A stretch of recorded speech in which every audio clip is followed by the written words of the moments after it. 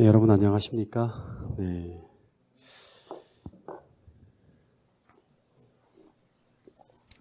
제가 신앙생활을 한 30년째 하고 있는데 안식일을 이렇게 맞이한 거는 제 평생 처음인 것 같습니다. 정말 세상이 이렇게 어수선하고 또 이렇게 교회 모이기가 참 쉽지 않고 또 모든 일들이 대면 하지 못하는 그런 어떤 참 험한 세상을 지금 지나가고 있습니다. 여러분, 코로나 바이러스보다 더 위대하신 하나님, 또 이런 모든 세상을 주관하고 계시고 여러분을 지키고 돌보시는 하나님이 계시다는 사실을 꼭 믿게 되기를 바라면서 이 안식일 하나님이 주시는 위로와 평안을 경험하고 또 하나님의 축복을 경험하며 오늘 하루를 보낼 수 있기를 바라겠습니다. 여러분, 이 안식일 교회 좀 바뀌었죠? 여러 가지. 여기 십자가도 여기 은으로 되어 있는 게 다 보이시죠? 네. 이 십자가를 우리 사교석 집사님이 저기 사업장에서 다 긁어 모아셔갖고 이걸 다 붙이시고요. 또 혹시 눈치채셨을지 모르겠지만 들어오는 출입구마다 이 은이 세균이나 이 바이러스를 이렇게 잡는다 그럽니다. 그래서 사회 집사님이 코로나 바이러스로 인해서 여러분들을 걱정하신다고 다 손잡이마다 다 은으로 다 둘러놨습니다. 참 소리 없이 새벽마다 오셔서 기도하시면서 또 하나님이 주신 음성에 따라 하나하나 또 교회를 아름답게 바뀌어갈 수 있도록 덕을 끼치시고 또 우리 그랜드 피아노 보이시죠? 그죠? 우리가 늘 기도했던 건데 또 보이지 않는 몇 분의 또 헌신을 통해서 참 아름답게 또 교회가 이렇게 우리가 소원하는 그러한 일들이 이루어지고 있습니다.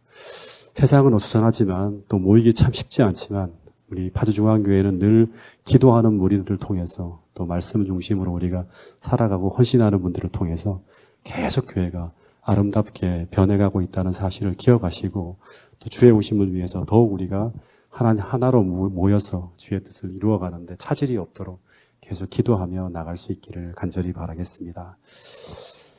자, 오늘도 우리 창세기 26장 34절 부분을 보고 27장까지 좀 들어가 보도록 하겠습니다.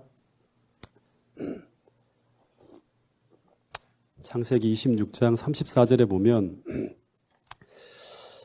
이 에서가 40세에 헷족 속의 부엘의 딸 유딧과 헷족 속 엘론의 딸 바스맛을 아내로 맞이하였더니 이것이 이삭과 리브가의 마음에 뭐가 되었다?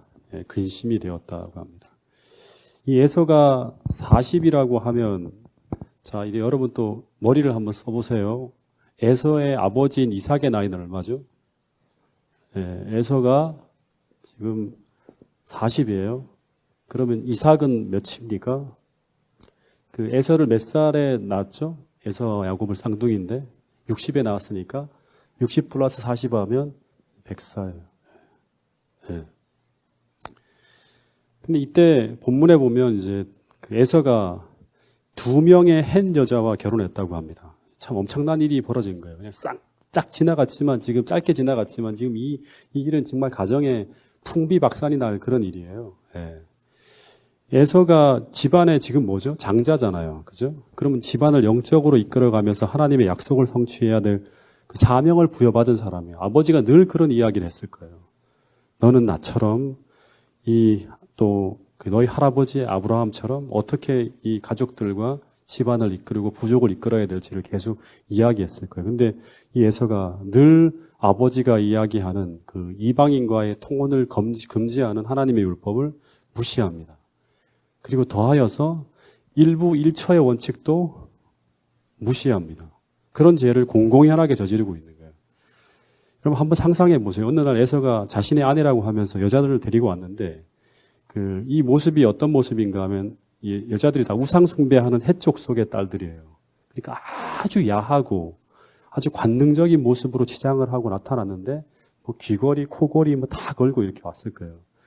근데 그것도 하나가 아닌 둘씩이나 데리고 집안에 들어온 거예요. 그리고 그 여자들을 장막 이곳저곳에다 처소를 두는 텐트에 자는 거잖아요. 그죠? 당시 사람들은 장막 이곳저곳에 처소를 두고 매일 에서와 이 장막에서 이닥거리고 그 다음 날은 저 장막에서 이닥거리면서 들락날락하는 그 모습을 보았을 때 이 이삭과 리브가는 이 모습을 보면서 마음이 어떻게 되었다? 근심이 되었다고 하는데 이 근심이라고 하는 단어는요. 실제 원어를 보면 모라라고 합니다. 근데 이 모라라고 하는 단어는 마라에서 온 거예요. 마라. 여러분 마라 하면 떠오르는 게 뭐죠? 마라. 출애굽기에 보면 마라의 뭐죠? 쓴잔이라 쓴물이잖아요. 그죠? 쓴맛, 슬픔, 비통, 괴로움 이런 의미예요. 그러니까 이 근심이라는 의미보다는 이 일이 이삭과 리브가의 마음에 큰 슬픔, 비통함을 느끼게 만들었다고 하는 의미가 더 적합한 단어예요. 괴로워 죽을 지경이겠죠. 우리 아들이 왜 이러냐고 하면서. 여러분 마찬가지로 우리가 이 마지막 시대를 지나가고 있음에도 불구하고 이 시대의 징조를 분간하지 못하고 또 우리에게 허락하신 영광스러운 약속을 잃어버리고 허탄한 것에 빠져 살아가거나 세상적 즐거움과 쾌락에 몰두해 살아갈 때 그 일이 우리 하늘 아버지의 마음에 큰 슬픔과 비통함을 느끼게 할 거라는 사실을 우리 모두가 꼭 기억할 수 있게 되기를 간절히 바라겠습니다. 아마 이 가신들도 크게 염려했을 거예요. 이런 불법적이고 타락한 짓을 지금 자기들이 어떻게 미래 족장이잖아요. 미래 족장이 될 사람이 행하고 있는 거예요. 그래서 다들 이런 염려를 했을 거예요. 에서가 이렇게 무너져 버리면 그러면 아브라함부터 시작해서 이삭으로까지 이어져 내려온 이 하나님 나라의 약속은 어떻게 되는 것일까? 다시 말하면 하나님 율법이고 뭐가 없는 거예요. 다 무시하고 살아가는 거예요. 이 사람이. 근데 이 사람이 족장이 되면 어떻게 됩니까? 어떻게 돼요? 이 사람이 하나님 말씀을 계속 가르쳐야 돼요? 근데 그 가르침을 들을 때 사람들이 어떻게 생각할까요? 끝나는 거예요. 근데 상황이 이 지경까지 나가고 있는데도 불구하고 이삭은 요지부동이었다고 하는 거예요. 이런 글이 있습니다. 그러나 이삭은 아직도 그에게, 에서에게 장자의 명분을 주려는 이삭의 결심은 흔들리지 아니하였다. 하는 거예요. 리브가의 이론, 부조선자에 나오고 있는 말이에요. 야곱의 축복에 대한 열망, 에서의 의무에 대한 무관심도 아버지의 목적을 변경시키는 데는 아무런 영향을 미치지 못하였다. 아마 리브가는 이제 이런 일이 벌어지잖아요. 그러니까 계속 이제 아마 이삭에게 얘기했을 거예요. 이제 장자권은 더 이상 에서에게는 맡길 수가 없다. 분명하다. 하나님의 뜻이. 그러면서 야곱과 에서가 태어날 때 천사의 예언을 이야기하는 거예요. 그 예언은 바로 뭐예요? 큰 자가 작은 자를 섬긴다는 거예요. 다시 말하면 야곱이 장자가 되어야 한다는 하나님의 예언을 상기시키는 거예요. 당신은 이러면 안 된다고. 이러면 이 모든 것이 다 끝난다고, 이렇게 되면. 근데 그럼에도 불구하고 이삭의 에서에 대한 마음을 포기하지 않고 결국 이 일을 어떻게 하는가 하면 원래 이제 족장을 이렇게 넘기는 거잖아요. 고난을 위임하는 걸 어떻게 해야 돼요? 모든 가신들이 다 모아놓고 가족들을 모아놓고 잔치를 베풀면서 이제 위임식을 해야 돼요. 통치권을 위양을 해야 돼요. 수천 명의 사람들을 다스릴 이제 사람이 바로 이 사람이라고. 그래서. 근데 이렇게 하면 누가 반대해요? 리브가 하고 야곱이 반대할 것을 알고 비밀리에 이 일을 진행할 계획을 세우게 됩니다. 이게 27장부터의 이야기예요. 같이 한번 읽어보겠습니다. 27장 1절부터 4절까지 이야기 같이 읽어보겠습니다. 시작. 이삭이 나이 많아 눈이 어두워 잘 보지 못하더니 맏아들 에서를 불러 가로되 내 아들아 하매 그가 가로되 내가 여기 있나이다 하니 이삭이 가로되 내가 이제 늙어 어느 날 죽을지는 알지 못하노니 그런즉 내 기구 곧 전통과 활을 가지고 들에 가서 나를 위하여 사냥하여 나의 즐기는 별미를 만들어 내게로 가져다가 먹게 하여 나로 죽기 전에 내 마음껏 내게 축복하게 하라. 1절에 보면 이삭이 나이가 많아 늙었다고 하는데 이때 이삭의 나이가 이 창세기에 나타난 이삭의 생애를 쭉 역추적을 하면 이때 나이가 137세라고 합니다. 그러니까 이제 37년이 더 흘러간 거예요. 그럼 에서의 나이는 몇 살이죠? 77세예요. 그러니까 야곱도 이때 77세예요. 그러니까 야곱이 집을 떠나가게 되는 게 77에 떠나가는 거예요. 나이가. 그러니까 에서가 결혼한 후에 37년이 더 흘러간 거예요. 근데 이삭은 이때가 죽을 때가 됐다고 하는데 이삭이 죽는 나이는 이때부터도 얼마나 더 흘러가는 거면 43년을 더 살아요. 그러니까 180에 죽어요. 예. 그러니까 안 죽어요, 안 죽어. 예. 그 당시에 이제 그 아브라함의 처인 사라가 몇 살에 죽는가 하면 127살에 죽었죠. 그리고 창세기 25장에 보면 자신보다 14살 더 많은 그 이스마엘이 몇 살에 죽는가 하면 137세에 죽어요. 그래서 자기 나이가 지금 137세쯤 됐는데 눈도 어둡고 귀도 잘 안 들리고 감각이 다 떨어지고 기력이 자꾸 새어가는 걸 보면서 내가 이제 노인 중에도 상노인에 속하였기 때문에 언제 죽을지 모른다는 어떤 그런 불안감에 이제는 어떻게 해야 된다? 이제 이 통치권을 아들에게 위임해야 되겠다. 아이들의 나이도 77세예요. 장성했어요. 그래서 맏아들 그 에서를 몰래 부릅니다. 그리고 2절에 보면 내가 늙어서 어느 날 죽을지 알지 못하니 너는 나를 위해 사냥을 해서 내가 즐기는 별미를 만들어 가지고 와서 내게 먹게 하라고 합니다. 그냥 축복을 해주면 그 사이에 야곱이 안 들어올 텐데 그냥 넘기면 되는데 왜 별미를 만들어 오라고 했을까요? 예? 이 구절 때문에 많은 사람들은 이삭이 이 고기 요리를 엄청나게 좋아한다고 생각을 하는데, 그래서 이 고기 때문에 그 에서를 좋아했다고 하는데 실제로 고기 요리를 굉장히 좋아하긴 했지만 성경에도 그런 기록이 있죠, 그죠? 실제로는 이런 경우에 이제 위임을 할 때 뭐라는 거 잔치를 해요.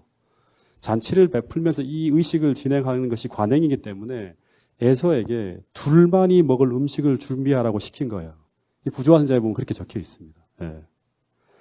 그리고 이 음식이 준비되면 그 다음에 어떻게 하겠다? 내가 죽기 전에 내 마음껏 너를 축복하여 너에게 이 부족의 통치권과 장자권을 넘겨줄 거라고 딱 얘기를 하는 거예요. 근데 5절에 보면 이 문제는 뭔가 하면 막 분주하게 막 에서를 막 불러오라고 이제 가신을 불러 시키는 거를 누가 들었을까요? 그 리브가가 탁 들었어요. 뭔가 일을 꾸미는구나 싶어갖고 그 장막 근처에 가서 귀를 대고 들어보니까 이거 뭐 엄청난 일을 계획을 하는 거예요. 리브가가 들어버린 거예요. 5절에 보면. 그래서 이 리브가가 에서가 이방인 여자와 결혼한 후에 37년간 아니면 거의 평생이죠. 평생에 걸쳐서 반대를 했어요. 하나님의 예언은 누구다? 야곱이 장자라고 하는 걸 계속 이야기했는데 근데 평생에 걸쳐서 지금 이 이삭이 그 이야기를 거절하는 거예요. 근데 장막 뒤에서 에서와 그 이삭이 하는 이야기를 들어보니까 이삭은 이제 어떠한 말로도 에서를 장자로 세우겠다는 이 마음을 바꿀 수 없을 것이라는 확신을 갖게 돼요. 이제 정말 안 되겠구나 하는 거예요.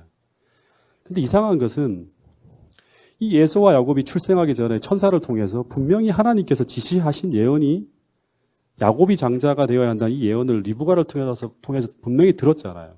이삭이 알고 있잖아요. 그죠? 근데 왜 끝까지 이것을 믿지 않으려고 했을까요? 항상 얘기하면 어떻게 반응했을까요? 그거는 너가 본 거고 내가 본 건 아니다. 그 너가 들은 거야. 그 내가 어떻게 네가 하나님이 그렇게 절대나 그렇게 믿지 않는다고 하는 거예요. 끝까지 믿지 않으려고 하는 거예요. 근데 더하여서 그러면 에서가 바르게 자라가야 되는데 바르게 자라가고 있지 않잖아요. 이방인 여자와 결혼을 했어요. 그럼 끝난 거예요, 이미 장자권이. 그러면 이 이방인 여자와 결혼하는 것이 이렇게 돼서 이게 안 된다는 걸 알면 어떻게 해야 될까? 마음을 바꿔야 되는데 근데 이런 결과를 보면서도 이삭의 결심이 안 바뀐다고 하는 거예요. 에서가 장자권을 받아야 된다. 에서에게 장자권을 넘기는 그 뜻을 나는 변경시킬 수 없다고 하는 거예요. 정말 이해가 되지 않는 장면 아닙니까?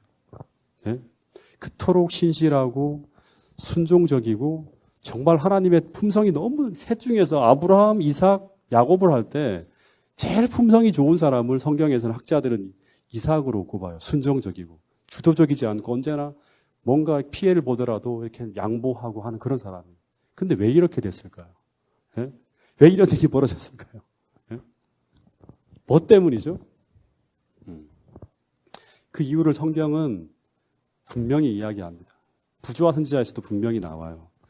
이삭의 에서에 대한 사랑과 애정이 지나쳐서 편애를 넘어서 그 아들이 하나의 우상이 되었을 때 그토록 신실하던 이삭으로 하여금 하나님의 뜻에 눈멀게 만들었다고 하는 거예요. 이런 어처구니 없는 선택을 하게 만드는 거예요. 그래서 오늘 우리에게도 우리의 눈을 하나님의 뜻에서 돌이키게 하는 그 어떤 우상이 있지 않은지 우리 자신이 한번 우리 자신을 살펴봐야 된다고 하는 거예요. 내가 절대 포기할 수 없어 하는 그 어떤 하나님의 뜻을 우리가 거슬리게 만들고 반해서 우리로 하여금 걸어가게 하는 그 어떤 모습이 내 안에 있지 않은지 한번 이 시간 생각해 봐야 된다고 하는 것입니다. 여러분 시편 119편 37절에 보면 이런 말씀이 있습니다. 이 말씀이 우리의 마음에 새겨지길 바라겠습니다. 내 눈을 돌이켜서 허탄한 것을 보지 말게 하시고 주의 길에서 나를 살아나게 하소서라고 하는 말이에요. 그리고 시편 119편 133절에 보면 나의 발걸음을 주의 말씀에 굳게 세우시고 어떤 죄악도 나를 주관하지 못하게 하소서 하는 그런 말씀이 있습니다. 늘 하나님의 말씀, 주의 뜻에서 우리가 항상 일치되어 살아가기 위해서는 하나님 위에 서 있는 어떤 것이 내 안에 존재하지 말아야 한다고 하는 거예요. 어쨌든 이 리브가의 입장에서 보면 하나님께서 야곱이 태어날 때부터 계획되어진 그 하나님의 뜻, 리브가에게 보여주셨던 그 하나님의 뜻이 뭐예요? 야곱을 장자로 세우는 거예요. 근데 이 이삭의 잘못된 결정으로 말미암아 이게 좌절되려는 것처럼 보이는 거예요. 하나님의 뜻이 무너지는 것처럼 보이는 거예요. 그래서 이때 이 리브가가 이제 자신이 이런 상황을 보면서 어떻게 행동해야 될지 그 장막 틈에서 막 수만 가지 생각을 막 했을 거예요. 막 고민이 되었을 거예요. 여러분 이런 상황이 우리의 삶에 벌어질 때 우리는 어떻게 해야 되나요? 이런 상황이 우리 삶에 벌어진다고 하면 지금 이 상황은 굉장히 긴박하게 돌아가고 있었습니다. 만약에 드라마를 본다 그러면 아주 급박하게 돌아가는 상황이에요. 이삭은 이제 자신의 임종이 다가오고 있다는 생각 속에서 리브가 모르게 재빨리 이 장자권을 에서에게 넘기려고 결심하고 그리고 이 위임의 과정을 막 준비하고 있는 거예요. 그래서 리브가가 생각할 때는 에서가 사냥을 끝내고 돌아오면 이제 모든 것이 다 끝나는 것처럼 보이는 거예요. 자기의 늘 기도하는 기도 제목이 좌절되는 것처럼 보이는 거예요. 다시 말해서 이 이삭의 장자 이양의 절차가 끝나면 그것을 철회하는 것은 가능하다, 불가능하다. 불가능한 것처럼 보이는 거예요. 그래서 이게 분명히 잘못된 일이라는 것이 우리가 이제 분명히 알고 있다면 리브가는 어떻게 해야 된다? 가만히 있으면 안 된다. 이런 생각이 들었고 자신이 행동할 수 있는 기회는 지금뿐이다고 하는 것처럼 이제 생각이 들었을 거예요. 근데 여러분 아무리 상황이 긴박하게 돌아간다 하더라도 우리는 그 상황이 이끄는 대로 쫓아가서는 안 돼요. 그러면 망하는 거예요. 우리가 진짜 그리스도인이라 그러면 상황이 아무리 긴박하게 돌아간다 할지라도 멈추어 서서 기도하면서 하나님께서 들려주시는 음성을 들어야 돼요. 이때 어떻게 해야 되는지 잠깐 생각을 해봐야 돼요. 성령이 나를 이끄시는 것이 무엇인지를 생각해야 돼요. 멈추어 서서요. 근데 이 리브가의 마음속에 들려오는 양심의 소리는 어떤 것인가 하면 수도 없이 배웠겠죠. 그동안 아브라함을 통해서 배워왔던 바가 뭐예요? 계속 하나님께 이 상황을 맡기고 그분의 선한 방법과 그분이 정하신 그 시간을 따라 기다리면서 그분의 일을 그분의 방법대로 이루시도록 계속 그분을 믿고 신뢰해야 된다고 하는 거예요. 이건 좌절되지 않아요. 하나님의 뜻은. 어떤 상황이 어떤 반대나 어떤 세력이 그것을 막는다 할지라도 하나님의 뜻은 하나님께서 이루신다고 하는 거예요. 근데 이 상황에서 그렇게 기다리고만 있는 것이 사람이 볼 때는 너무나 어리석게 보이는 거예요. 그리고 기다리면 어떻게 된다? 모든 것을 잃어버리고 모든 것을 망칠 것만 같았을 거예요.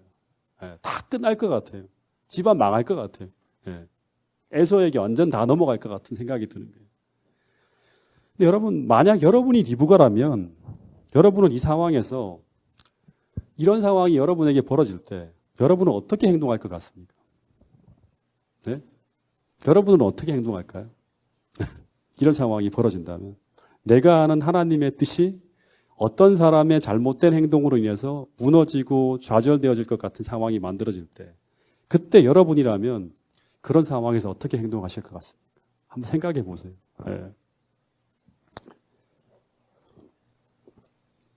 여러분들은 이 리브가와 다르게 행동했을까요? 예? 이때 이 리브가는 어떤 생각을 하는가 하면 이 이삭이 몇 살이다? 137세예요. 그래서 귀가 어둡고 눈이 어둡고 모든 감각이 무뎌 있다는 사실을 딱 파악하는 거예요. 아, 그럼 어떻게 할 수 있겠다?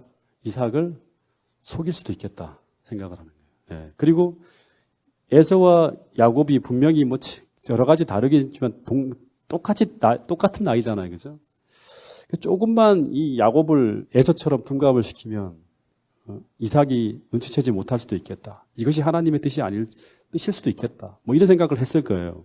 그래서 에서가 사냥하러 간 사이에 잠깐 틈이 있잖아요.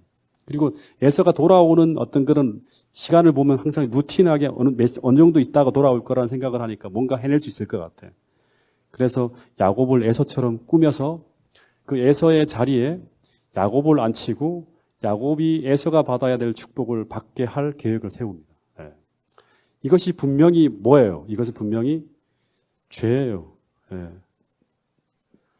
그죠? 잘못된 행동이에요. 근데 그녀가 이 일을 하는 것은 무엇 때문이다? 하나님께서 리브가에게 보여주시고 알려주신 그 뜻을 이루기 위한 목적이에요. 그죠? 그래서 이것은 하나님을 도와드리는 일이에요. 하나님을 도와드리는 일이에요. 예. 하나님이 못하시는 일을 리브가가 도와주는 일이라고 생각했을 거예요. 우리도 그런 생각을 할 때가 굉장히 많아요. 예. 그러면서 리브가처럼 실패하는 경우들이 굉장히 많아요. 근데 이것이 얼마나 큰 잘못인지 우리는 이제 리브가에게 벌어지는 일을 통해서 우리는 배워야 돼요. 이 리브가가 또 이런 생각을 했을 거예요. 이렇게 하는 것은 분명히 죄를 짓는 것이지만 그러나 하나님께서 뭘 보시고 죄를 짓지만 그 목적을 보시고 목적이 뭐예요? 하나님의 뜻을 이루는 거예요. 악을 막는 거예요. 에서가 장자가 되는 그러한 어떤 악을 막는 거예요. 예. 그래서 이 하나님께서 이 목적을 보시고 누구를 용서하실 것이다? 나를 용서하실 것이다. 그녀를 용서하실 것이다. 이런 생각을 했을 거예요. 우리도 이런 생각을 참 많이 하죠.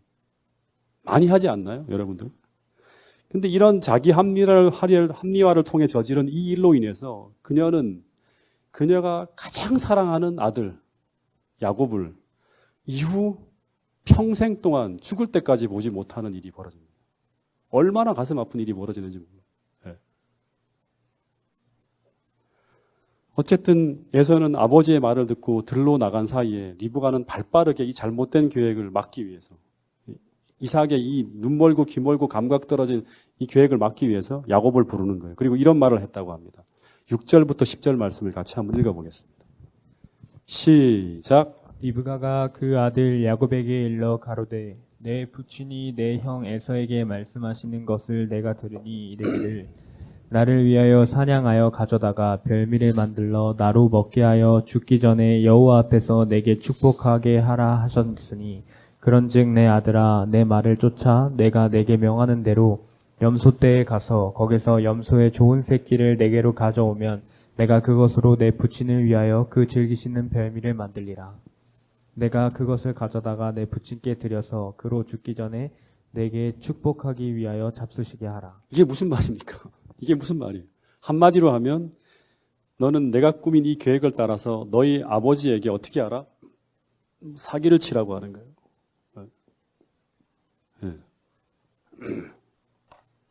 근데 이 말을 듣는 순간 이 리브가가 이 말을 이제 야곱에게 했잖아요. 근데 야곱은 어떤 사람이에요? 그 리브가가 믿기로는 미래 하나님의 예언대로 미래의 장자가 되어야 할 야곱이에요. 근데 이때 이 야곱이 어떻게 반응하는가가 되게 중요해요. 야곱의 운명을 가르는 거예요. 이 한 번의 선택으로 야곱의 평생의 운명이 달라지는 거예요. 그러니까 여러분 우리가 어떤 한 가지 행동을 할 때 정말 신중하게 해야 돼요. 이때 야곱이 다르게 행동했다면 그의 인생은 다르게 가는 거예요. 이 결정적인 순간에 야곱의 품성대로 가는 거예요. 야곱의 품성대로. 야곱의 품성대로 열매를 맺는 거예요. 이런 죄를 아버지에게 사기를 쳐서 이렇게 네가 장자가 되어야 한다고 하는 이런 제안을 들었을 때 야곱은 거절해야 되죠. 근데 야곱이 어떻게 반응하는가 하면 잘못되게 반응을 하는 거예요. 그래서 이 반응으로 말미암아 이 야곱도 이삭으로부터 시작되어진 이 죄악에 같이 연루돼요. 리브가의 죄에 연루되고 그래서 이 죄의 사실에 다 같이 연루되어서 가족이 다 같이 무너지는 거예요. 야곱의 반응을 한번 들어보겠습니다. 11절, 12절. 야곱이 그의 어머니에게 이르되 읽어보겠습니다. 시작. 야곱이 그 모친 리브가에게 이르되 내 형 에서는 털 사람이요 나는 매끈매끈한 사람인즉 아버지께서 나를 만지실진데 내가 아버지께 속이는 자로 배일까지라 복은 고사하고 저주를 받을까 하나이다.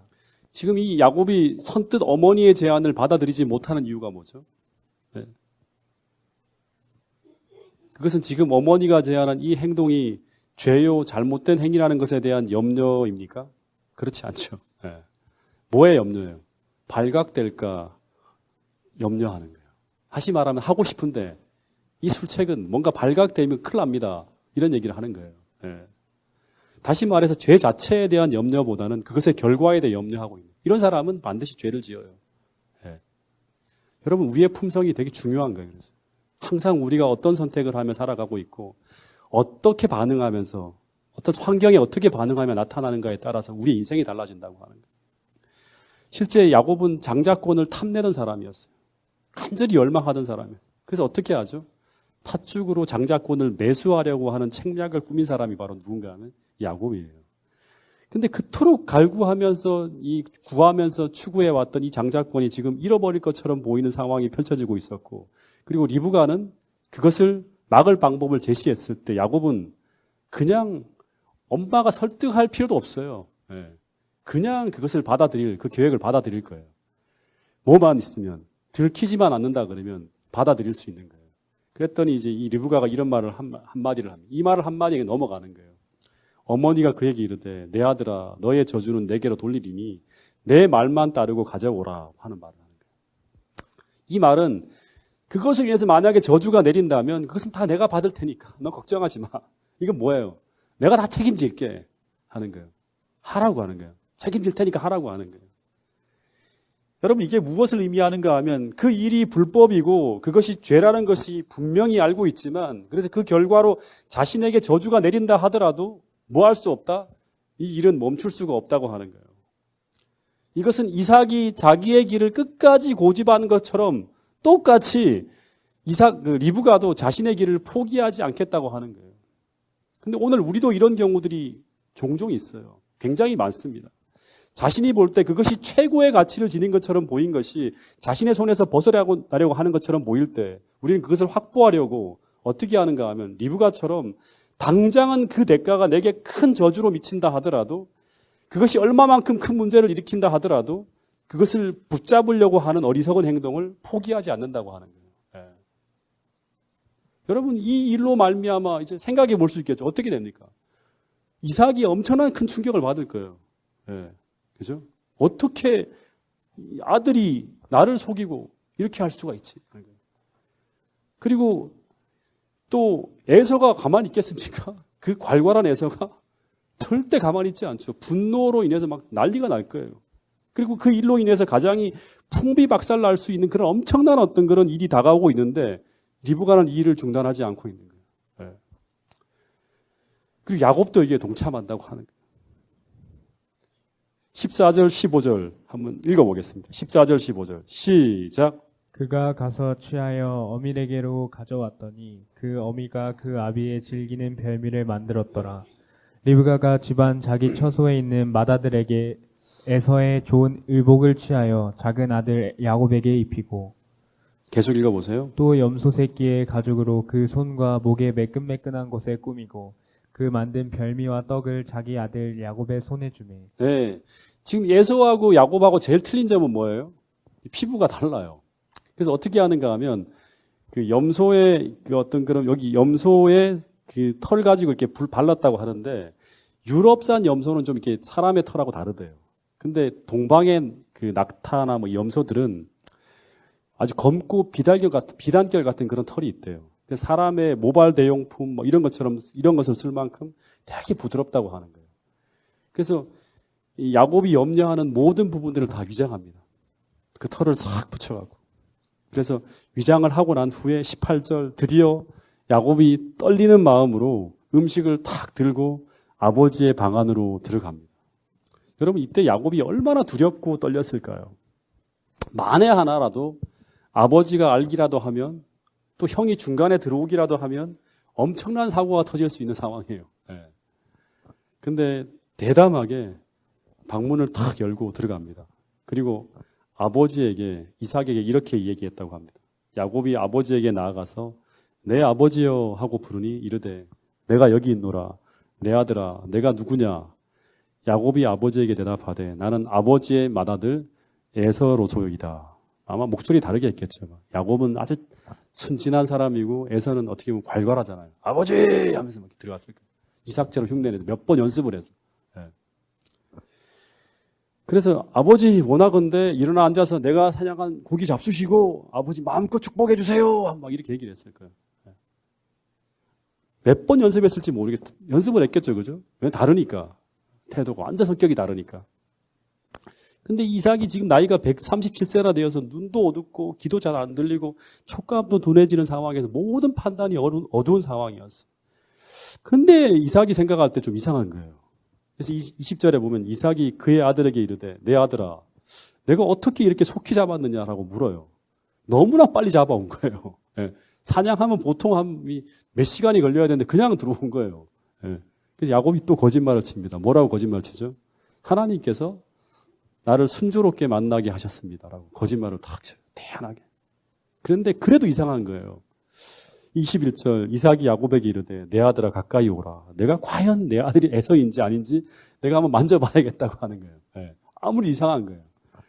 22절에 야곱이 그 아버지 이삭에게 가까이 가니 이삭이 만짐에 이르되 뭐는 음성은 야곱의 음성처럼 들리는데 손은 에서의 손이 분명하다고 하는 거예요.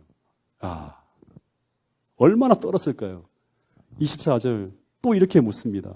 이삭이 이르되 내가 진짜 참 내 아들 에서냐? 그가 대답하되 그러하니이다. 이삭이 이르되 내게로 가져오라. 내 아들이 사냥한 고기를 먹고 내 마음껏 내게 축복하리라. 야곱이 그에게 가져가매 그가 먹고 포도주를 가져가매 그가 마시고 그의 아버지 이삭이 그에게 이르되 가까이 와서 내게 입 맞추라. 가까이 가서 입을 탁 맞추니까 아버지가 더욱 그의 옷의 향취를 쫙 맡아요. 이 옷을 누구 옷을 입고 갔어요? 에서의 옷을 입고 간 거예요. 그러니까 에서의 냄새가 나겠죠. 그러면서 확실히 에서구나 하면서 딱 축복을 하는 거예요. 읽어보겠습니다. 27절부터 29절까지의 말씀입니다. 시작. 그가 가까이 가서 그에게 입 맞추니 아비가 그 옷의 향취를 맡고 그에게 축복하여 가로되 내 아들의 향취는 여호와의 복 주신 밭의 향취로다. 하나님은 하늘의 이슬과 땅의 기름짐이며 풍성한 곡식과 포도주로 내게 주시기를 원하노라. 만민이 너를 섬기고 열국이 내게 굴복하리니 내가 형제들의 주가 되고 내 어미의 아들들이 내게 굴복하며 내게 저주하는 자는 저주를 받고 내게 축복하는 자는 복을 받기를 원하노라. 예, 여러분 이제 결론을 좀 짓겠는데요. 여기까지만 좀 공부할 텐데요. 여러분 야곱은 아버지의 축복을 받기 위해 그 자리에 앉아 있었어요. 근데 그 자리는 축복의 자리가 아니었다고 하는 거예요. 예. 하나님은 야곱의 양심을 깨우쳐주기 위해서 계속 그의 아버지를 통해서 그의 양심을 울렸어요. 예. 베드로에게 3번씩이나 이렇게 닭을 울리면서 이렇게 계속 양심을 깨우려고 했던 것처럼. 네가 정말 에서가 맞냐고. 너의 목소리는 분명히 야곱의 목소리인데 어떻게 이렇게 빨리 잡아왔냐. 계속 이제 좀 이상하다고 하면서 계속 그에게 그 자리를 떠날 것을 그의 양심에 호소했어요. 여러분, 이 자리에 비록 이삭은 눈이 멀어서 잘 보지 못하고 그리고 잘 이렇게 느끼지 못하지만 여러분, 하나님은 이 장면을 다 보고 계실까요? 그 율법주의자들, 다시 말하면 인간의 방법으로 하나님의 뜻을 이루려고 하는 모든 사람들은 하나님을 의식하지 않아요. 사람만 의식하는 거예요. 지금 이 야곱이라고 하는 사람은 하나님을 경험한 사람이 아니에요. 그러다 보니까 하나님에 대한 의식을 하지 않는 거예요. 하나님이 지금 이 사기를 치고 있고 정말 말 그대로 죄를 저지르고 있는 것들을 다 보고 있는데 이 하나님께서 축복하셔야지만 넘어가는 이 장자권을 인간의 방법으로 취하려고 하는 거예요. 그래서 만약에 야곱이 이때 그 하나님을 인식하면서 그 자리에서 아버지 잘못했습니다. 예, 저는 야곱입니다라고 고백하면서 회개했더라면 야곱의 인생은 완전히 달라졌을 거예요. 왜냐하면 그 자리에서 이삭이 아무리 이삭이 그 아들을 위해 축복을 한다 하더라도 이것은 이 장자권은 야곱의 것이 될 수 있다 없다? 없어요. 왜냐하면 장자는 그 자격을 갖추기까지 그 자리에 앉을 수가 없는 거예요. 그래서 그는 아버지의 축복을 받은 후에 그가 그토록 바라던 그 장자가 되지 못하고 어떻게 되는 거예요? 그 집에서 쫓겨나요. 몇 년 동안, 수십 년 동안 떠나가는 거예요. 20년 넘게 방황하는, 떠나가는 거예요. 마치 이스라엘 백성들이 가나안에 들어가기까지 40년을 도는 거예요. 원래는 바로 들어갈 수 있는데 1년 조금 지나서 들어갈 수 있는데 그들이 그 자격을 갖추지 못하니까 어떻게 했어요? 하나님께서 민수기와 신명기까지 40년을 뺑뺑 놀았던 것처럼 그런 돌리는 거예요. 모세가 자격을 갖추기까지 미디안 광야에서 40년을 보냈던 것처럼 수십 년을 돌아다니게 되는 거예요. 그냥 만약 야곱이 기다렸다면 하나님께서 그 에서에게 가려고 하는 이 장자권을 어떻게 할까요? 그 짧은 순간이지만 막을 수 있었을 거예요. 아니면 설령 그 축복을 에서가 받았다 하더라도 그것은 에서의 것이 될 수 있다 없다? 될 수 없어요. 왜냐하면 인간이 아무리 하나님의 축복을 강구한다 하더라도 그것이 하나님의 뜻이 아니면 그 축복은 부어질 수 없는 것이기 때문이라고 하는 거예요. 이것을 알았어야 돼요. 그래서 조금만 더 참았더라면, 아니 그 불법의 자리에서 그가 서둘러 회개하고 떠나왔더라면 그는 어머니를 떠나서 수십 년을 방황하는 그런 일은 그의 인생에서 벌어지지 않았을 것이고 비교적 평안하게 그 장자의 자리에 올라갈 수 있었을 것이라고 하는 거예요. 하나님은 우리로 하여금 첩경을 향해 나가게 만들어요. 그 길을 그렇게 닦아요. 왜냐 그러면 하나님은 우리가 고생하고 괴로워하고 고통 중에서 막 이런 걸 얻는 것보다는 빨리 하나님의 어떤 길을 걸어갈 수 있도록 만드시는 거예요. 근데 우리가 준비되지 못함으로 말미암아 하나님의 훈련의 과정을 계속 겪게 하신다고 하는 게 성경의 이야기라고 하는 것입니다. 여러분, 오늘 우리도 만약 그 방법이, 그 자리가 축복의 자리가 아니라면, 하나님이 원하시는 그러한 곳이 아니라면 그것이 아무리 쉬워 보이고 아무리 좋아 보이고 아무리 큰 이익이 될 것 같은 것처럼 보인다 할지라도 서둘러서 그것을 포기하고 버리고 회개하면서 하나님께서 원하시는 축복의 길로 돌아갈 수 있는 여러분과 저가 될 수 있기를 간절히 바라겠습니다. 여러분, 이 리브가를 통해서, 야곱을 통해서, 또 에서를 통해서 우리가 배워야 될 교훈들이 오늘 이 시간 분명히 있을 거예요. 그런 것들 하나하나 우리가 단지 이 사람의 이야기로만 그치는 것이 아니라 오늘 나에게 적용해서 그 모든 것들을 배우고 익혀서 하나님께서 원하시고 바라시는 그런 사람으로 날마다 변해가는 그런 여러분과 저가 될 수 있기를 간절히 바라겠습니다. 오늘 우리가 주의 뜻을 향해서 걷고 있다면, 하나님과 나와의 관계가 바른 관계에 놓여져 있다면 우리는 세상의 어떤 것도 두려워할 것이 없습니다. 왜냐하면 하나님은 우리를 축복하시고 지키시고 하나님께서 원하시는 가장 평안한 길로 우리를 인도하실 것이라고 말씀하고 있기 때문입니다. 여러분, 환경을 두려워하지 마시고, 나를 맡고 있는 여러 가지 이 어려운 어떤 이런 환경들을 두려워하지 마시고, 오늘 나와 하나님과의 관계가 정말 생명적 관계로 바르게 연결되어 있는지를 점검하실 수 있는 여러분과 제가 될 수 있기를 간절히 바라면서 오늘 말씀을 줄이도록 하겠습니다.